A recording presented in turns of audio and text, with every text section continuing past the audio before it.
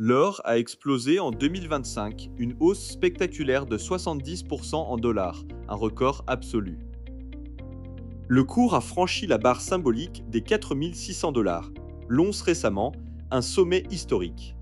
Sur 5 ans, la hausse atteint 151%, un rendement exceptionnel pour les investisseurs. Depuis 1971, le prix est passé de 35 à plus de 4 000 dollars. L'or protège votre épargne contre l'inflation depuis des décennies, une véritable assurance financière. L'or physique n'est la dette de personne, c'est un actif tangible que vous possédez vraiment.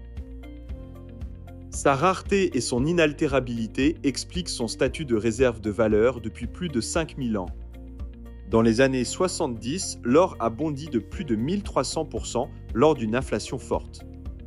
En 2008, le S&P 500 a chuté tandis que l'or a progressé de 25%.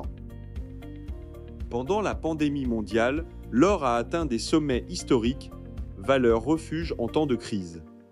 La corrélation entre l'or et les actions reste proche de zéro et devient négative en période de crise. Une allocation de 5 à 20% en or améliore le ratio rendement-risque de votre portefeuille. Attention à l'or papier, le volume de promesses peut dépasser largement l'offre physique disponible. En 2026, les taux réels restent bas, voire négatifs, un contexte favorable pour l'or. La Fed maintient son taux directeur autour de 3,4% en 2026. La BCE maintient ses taux entre 2 et 2,25%, un soutien pour l'or européen. Les prévisions situent le cours entre 4 200 et 5 000 dollars d'ici fin 2026. La part du dollar dans les réserves mondiales a reculé à 58% en baisse continue. La dette fédérale américaine dépasse 38 000 milliards de dollars, un montant vertigineux. La dette publique française approche 120% du PIB, un niveau historiquement élevé. Les tensions géopolitiques persistantes renforcent l'attrait de l'or comme actif refuge ultime. Les banques centrales ont acheté plus de 1000 tonnes d'or pour la troisième année consécutive. Au troisième trimestre, la demande mondiale a atteint 1313 tonnes, un record. 95% des banques centrales prévoient une hausse continue des réserves mondiales.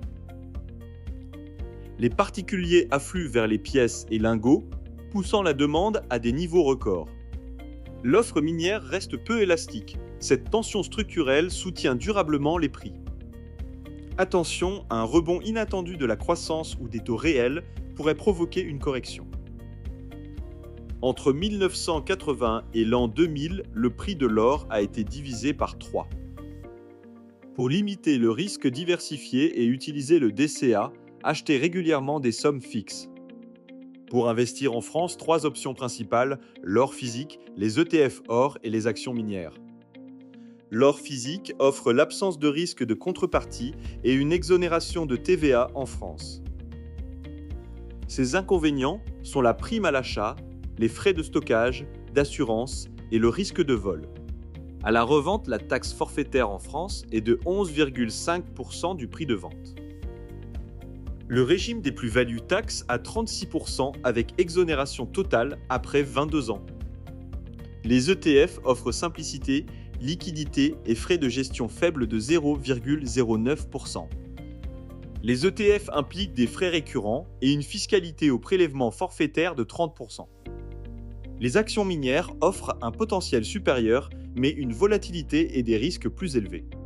Une allocation de 5 à 20% du portefeuille est recommandée selon votre profil. Pour une protection maximale, privilégiez l'or physique sous forme de lingots ou de pièces certifiées. Les actions minières conviennent aux investisseurs avertis cherchant un effet de levier sur l'or. Les fondamentaux restent solides, pression monétaire et achats centraux soutiennent la demande.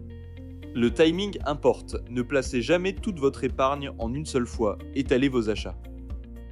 La diversification reste indispensable, combinez or, actions, obligations et immobilier pour réussir. En conclusion, la recommandation pour 2026 reste positive mais nuancée et prudente.